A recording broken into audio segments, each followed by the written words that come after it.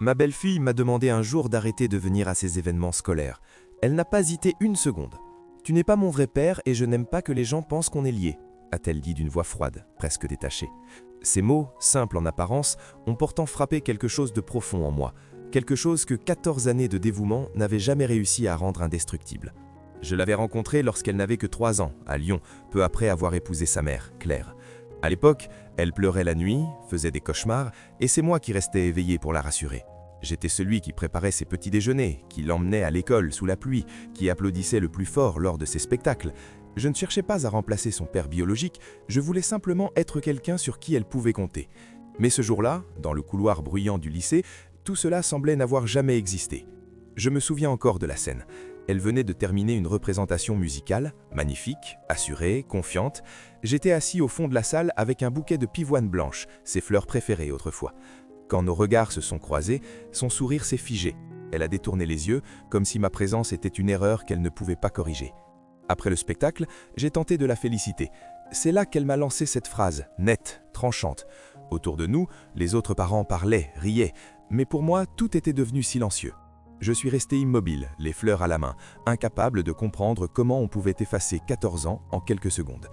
J'ai cherché le regard de Claire, espérant un soutien, un mot, une correction, mais elle a simplement croisé les bras et soupiré, comme si j'étais le problème. « Elle a raison, tu devrais arrêter de venir, tu la mets mal à l'aise », a-t-elle ajouté.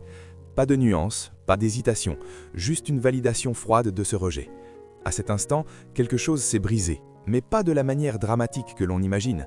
Ce n'était pas une explosion, ni une colère, c'était plutôt une clarté lente, presque apaisante, une réalisation silencieuse que je n'avais plus la place là où j'avais tant donné. Cette nuit-là, je ne suis pas monté dans notre chambre. Je suis resté dans le salon, allongé sur le canapé, à regarder le plafond. Chaque souvenir revenait en boucle. Les anniversaires organisés en secret, les devoirs de maths passés à expliquer des fractions, les genoux écorchés que je soignais avec précaution. Tout cela semblait soudainement inutile, comme si je n'avais été qu'un figurant dans une histoire qui ne m'appartenait pas. Pourtant, au milieu de cette douleur, une autre idée commençait à émerger. Une idée que j'avais repoussée pendant des années. Je n'étais pas obligé de rester là où je n'étais pas respecté. À l'aube, vers 6 heures, j'ai pris mon téléphone et j'ai laissé un message simple, sans émotion apparente. « C'est le moment, prépare-toi, je passe te chercher cet après-midi. » Elle savait ce que cela signifiait. Nous en avions parlé plusieurs fois, toujours comme d'une possibilité lointaine, presque irréelle. Elle s'appelait Élise, ma fille biologique, celle que j'avais volontairement tenue à distance pour préserver l'équilibre fragile de mon mariage. J'avais toujours cru que faire des sacrifices était une preuve d'amour, mais je commençais à comprendre que certains sacrifices ne font que nourrir le manque de respect.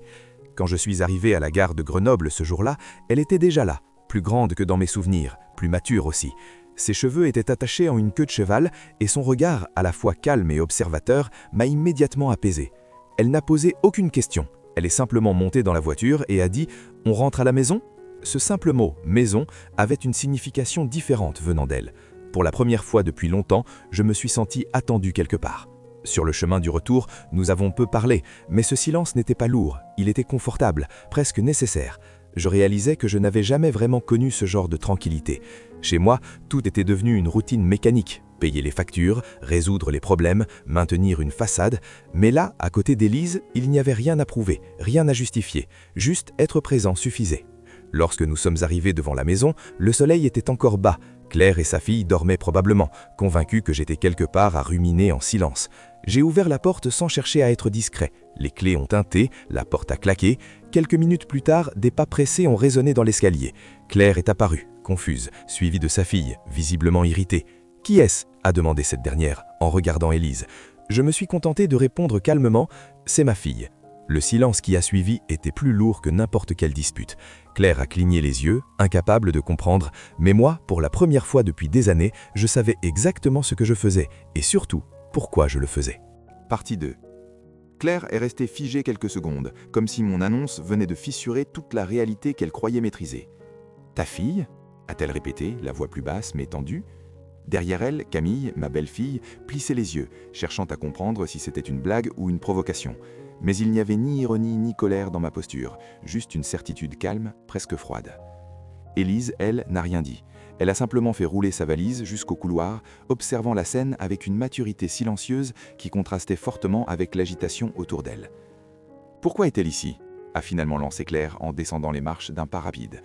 Je me suis tourné vers elle lentement, parce qu'elle, au moins, ne m'a jamais fait sentir comme un étranger dans ma propre maison. Les mots sont tombés sans élever la voix, mais ils ont eu l'effet d'un choc. Claire a ouvert la bouche pour répondre, puis l'a refermée. Elle n'était pas habituée à ce ton, à cette absence de compromis. Pendant des années, j'avais absorbé, expliqué, pardonné. Mais quelque chose avait changé. Pas brusquement, pas violemment, juste définitivement. Je suis allé dans mon bureau sans attendre leur réaction. J'ai ouvert un tiroir, sorti un dossier épais et l'ai posé sur la table de la cuisine. Claire m'a suivi, déjà sur la défensive. « Tu fais une erreur, on peut en parler calmement », a-t-elle tenté, retrouvant ce ton conciliant qu'elle utilisait quand elle sentait qu'elle perdait le contrôle. Je l'ai regardé un instant, puis j'ai commencé à sortir des documents. « Tu n'as plus à t'inquiéter de cette maison », ai-je dit en posant les papiers un à un. « Tu as 3 jours pour partir. » Elle a reculé comme si je venais de la gifler. « Tu plaisantes? Tu ne peux pas faire ça ?» ?»« Si. » Pas d'explication supplémentaire, pas de justification, juste ce mot, simple, irrévocable. Camille, restée dans l'encadrement de la porte, a laissé échapper un rire nerveux. « Tu es sérieux là? Tu es en train de détruire notre vie ?» Je l'ai regardée, longtemps.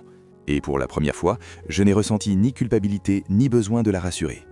Non, j'arrête simplement de financer un manque de respect. Le silence est retombé, lourd, tendu. Mais ce silence-là ne m'écrasait plus, il me libérait. Ce soir-là, l'atmosphère avait une atmosphère étrange. Claire parlait au téléphone à voix basse, probablement avec un avocat ou sa sœur. Camille claquait des portes, murmurait des reproches à demi-voix. Mais dans le salon, avec Élise, tout était différent. Nous regardions un vieux film, quelque chose de simple, sans vraiment suivre l'histoire. À un moment, elle s'est appuyée contre moi et a murmuré « Je suis désolé pour ce qu'elles t'ont fait ». Je n'ai pas répondu tout de suite. Je me suis contenté de hocher légèrement la tête. Ce n'était pas de la tristesse que je ressentais, c'était une forme de soulagement que je n'osais pas encore nommer. Le lendemain matin, Claire a fait irruption dans mon bureau avec son téléphone à la main. « Je vais te traîner en justice », déclarait-elle. « Tu crois que tu peux nous jeter dehors comme ça ?» Je n'ai même pas levé les yeux de mon écran. « Tu peux essayer. » Elle a serré le téléphone plus fort. « Tout ce que tu possèdes, cette maison, ton entreprise. » Je l'ai interrompu calmement. « Tout est au nom d'Élise. » Le silence qui a suivi était différent de tous les autres, plus froid, plus définitif. Claire a pâli, incapable de cacher sa stupeur. « C'est impossible. » « Non, c'est légal. » Je me suis enfin levé, lentement. J'ai fait ces transferts il y a plus de 2 ans. Elle a reculé comme si chaque mot la poussait un peu plus loin de la réalité qu'elle connaissait. Elle est sortie sans un mot de plus, mais je pouvais sentir sa colère vibrer dans toute la maison. Dans la cuisine, Claire buvait tranquillement un verre de jus. « Alors ?» a-t-elle demandé en levant les yeux. « Comme prévu, » répondis-je avec un léger sourire. Elle a hoché la tête. « Elle ne va pas abandonner. » Je sais. Elle s'est appuyée contre le comptoir, réfléchissant un instant. « Tu regrettes ?» La question est restée en suspens. J'ai pris le temps d'y répondre honnêtement. Non. Et c'était vrai. L'après-midi, nous avons changé les serrures. Élise manipulait les outils avec assurance, concentrée. « Comment elle était avant ?» demanda-t-elle sans me regarder. « Ta mère, enfin Claire, elle était reconnaissante au début. Et après ?» J'ai soupiré. La reconnaissance s'est transformée en étante, puis en droit. Élise a hoché la tête, comme si cela confirmait quelque chose qu'elle savait déjà. C'est toujours comme ça. Le soir-là, nous avons cuisiné ensemble. Rien de compliqué. Des pâtes, une sauce maison. Mais la cuisine, autrefois pleine de tensions silencieuses, semblait différente, vivante, authentique. Elle me parlait de ses études, de ses projets, de la musique qu'elle aimait. Je l'écoutais, réalisant que pendant des années, j'étais entouré de bruit sans jamais vraiment entendre. Le 2e jour, une voiture noire s'est arrêtée devant la maison. La sœur de Claire étant sortie, furieuse, prête à défendre ce qu'elle considérait comme une injustice. « Tu as perdu la tête », lança-t-elle dès qu'elle franchit la porte. Avant que je puisse répondre, Élise a fait un pas en avant. « Je ne suis pas une inconnue, je suis sa fille, et contrairement à vous, je ne l'ai jamais oubliée. » Sa voix était calme, mais ferme, et pour la première fois, je voyais quelqu'un me défendre sans que j'aie à le demander. Je me suis avancé à mon tour. « Cette maison est la mienne, et ma décision est prise. Vous pouvez rester pour aider à faire les valises, sinon la porte est là. » C'était terminé, définitivement terminé. Partie 3. Après cette confrontation, la maison est retombée dans un silence étrange, presque irréel. Claire ne criait plus, elle ne cherchait plus à argumenter, elle passait ses journées enfermée dans la chambre, probablement au téléphone avec son avocate, tentant de reconstruire une situation qui lui échappait désormais totalement. Camille, elle, oscillait entre colère et mutisme. Elle évitait mon regard, mais je sentais qu'elle m'observait, comme si elle essayait de comprendre à quel moment tout avait basculé. De mon côté, je n'avais plus cette tension constante dans la poitrine. Il n'y avait plus cette obligation invisible de réparer, d'expliquer, de maintenir une paix artificielle. Avec Élise, les journées étaient simples. Nous parlions, nous cuisinions, parfois nous restions silencieux, Mais ce silence n'était jamais pesant. Il avait une qualité rare, il était sincère. Le 3e jour, Claire est descendue avec des valises. Son regard était dur, mais fatigué. Elle n'a presque rien dit en passant devant moi. Juste un « on se reverra au tribunal » murmuré entre ses dents. Camille la suivait, les yeux rouges, tenant son sac contre elle. Avant de franchir la porte, elle s'est arrêtée. Elle a hésité, comme si quelque chose en elle voulait parler, mais aucun mot n'est sorti. Puis elle est partie. La porte s'est refermée doucement, et avec ce simple geste, 15 années de vie commune se sont terminées. Je suis resté là quelques secondes, immobile. Je m'attendais à ressentir quelque chose de violent, une vague de tristesse ou de colère, mais il n'y avait rien de tout ça. Juste un calme profond, presque déroutant, comme si tout ce qui devait être ressenti l'avait déjà été, bien avant ce moment. Les jours suivants ont été étranges mais paisibles, jusqu'à ce qu'une enveloppe apparaisse sous la porte d'entrée. À l'intérieur, une lettre, pas de Claire, de Camille. Je l'ai ouverte lentement. Son écriture était reconnaissable, un peu penchée, légèrement tremblante. Je ne voulais pas dire ce que j'ai dit, j'étais en colère. Je pensais que tu serais toujours là, peu importe ce que je disais. Je me suis trompé. Je sais que tu as été un bon père. Peut-être que je ne l'ai compris que trop tard. Je suis resté longtemps à fixer ces lignes. Ce n'était pas une vraie excuse, pas complètement.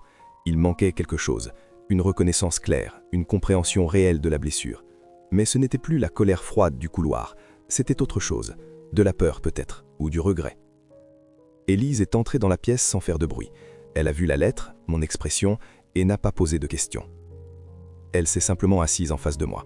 « Elle ne pleure pas pour toi », a-t-elle dit doucement. « Elle pleure pour ce qu'elle a perdu. » J'ai hoché la tête.